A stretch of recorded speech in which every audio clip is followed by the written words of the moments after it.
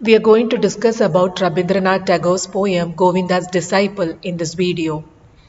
In the beginning of the poem, we get to know the setting of the poem. Tagore says that far below flowed the Jamuna, swift and clear. Above frowned the jutting bank. So the setting of the poem is near the banks of the river Jamuna.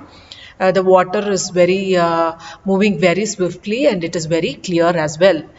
Above frowned the jutting bank, so it is a great threat to the banks close by, because it is frowning, it's showing its disapproval and extending itself to the banks.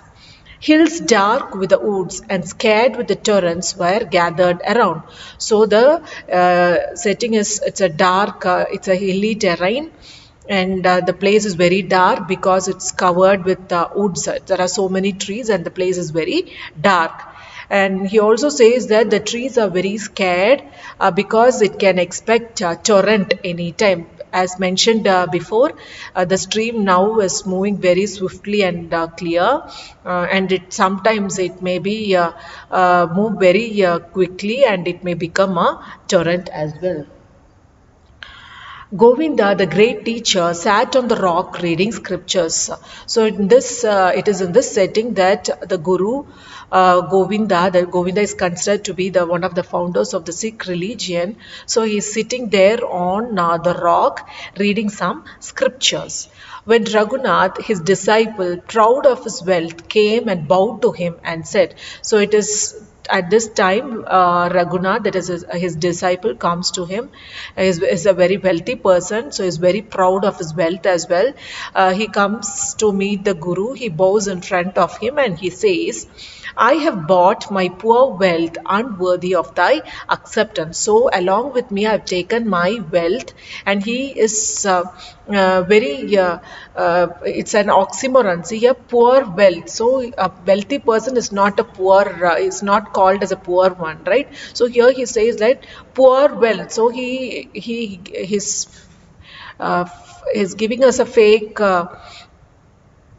information that is a poor wealth unworthy of thy acceptance. So even if you are not going to accept my offerings, I have come with some offerings for you. And he gives his offering to the Guru, saying that, thus saying, he displayed before the Guru a pair of gold bangles studded with costly stones. So saying thus, he takes a pair of golden bangles which is studded with some stones, and he offers it to the Guru. The master took up one of them, twirling it round his fingers, and the diamonds darted shafts of light. So the master takes it from his disciple and he holds it in his hands. He's twirling it. Twirling it is rotating the bangle very swiftly. And the diamonds darted shafts of light. So the diamonds is glittering because of the broad daylight. Suddenly, it slipped from his hand and rolled down the bank into the river. So suddenly, the bangle which is in the hands of the Guru is slipping down from his hands, and it's rolling down and falls into the banks of the river Jamuna.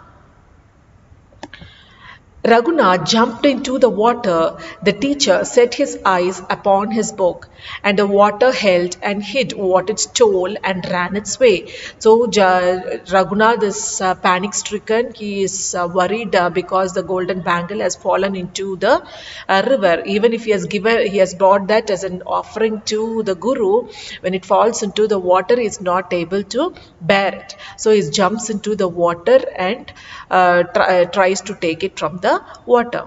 The teacher set his eyes upon his book, and the water held and hid what it stole and ran its way. So the teacher is not concerned about what has happened to the golden bangle. He is focusing on his scriptures. He keeps reading. His attention is solely on the reading the scriptures. And the water held and hid what it stole and ran its way. So the water, which is now having the golden bangle, is just flowing. It's just not changing its course of way. It's not changing its course. It's moving very swiftly. The daylight faded when Raghunath came back to the teacher, tired and dripping. So the daylight has now faded. because Raghunath he is not successful in his attempt to get back the golden bangle. So he returns very late, and he's very tired and dripping. Dripping is all wet. He panted and said, I can still get it back if you show me where it fell. So he gives him a kind of reassurance, saying that I can get it back if you can show me where it is now.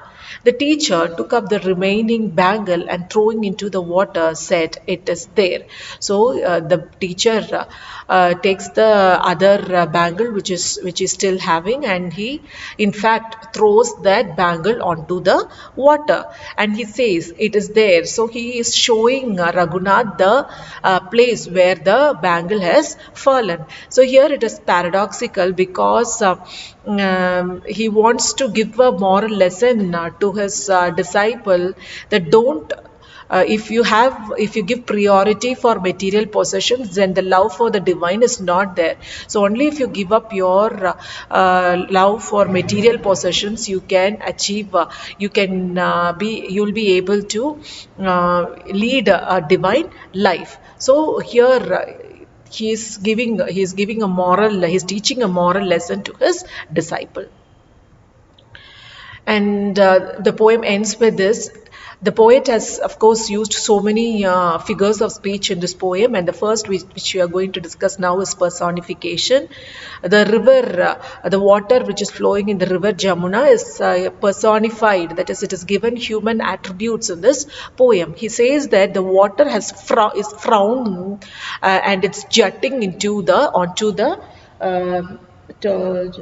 frowned the jutting bank. So it is frowning, it's showing its disapproval of the bank, disapproval by sometimes extending itself onto the banks of the river. And again he remarks that the water has stolen the golden bangle of the disciple. So he's giving some human attributes to river. Water will not steal something. So here he gives some human attributes to river, saying that water has stolen the golden bangle of the disciple. And the next figure of speech which we are going to discuss now is imagery. So he has used so many images in this poem. The first, which is the wooded hill. So it's a hilly terrain where it's fully covered with trees, and it's very dark as well. You get that image when you're reading the poem. And the next image is like you visualize as if a disciple is coming to meet the guru, and he is offering the golden bangle. So you also get the image of a golden bangle which is studded with diamond stones. And the next figure of speech which Tagore has used here is paradox. Paradox here is, as I mentioned before, he ends the poem in a paradoxical way because he wants to teach a moral lesson to his disciple. Instead of showing him the way or showing him the direction to get back his lost golden bangle, he just throws the other bangle which he's still having with him. So here is the paradox, because if you're running after material possessions, you will not be able to achieve, you will not be able to lead a divine life. So that is the moral lesson which he is intending to teach his disciple with this in this incident. So here ends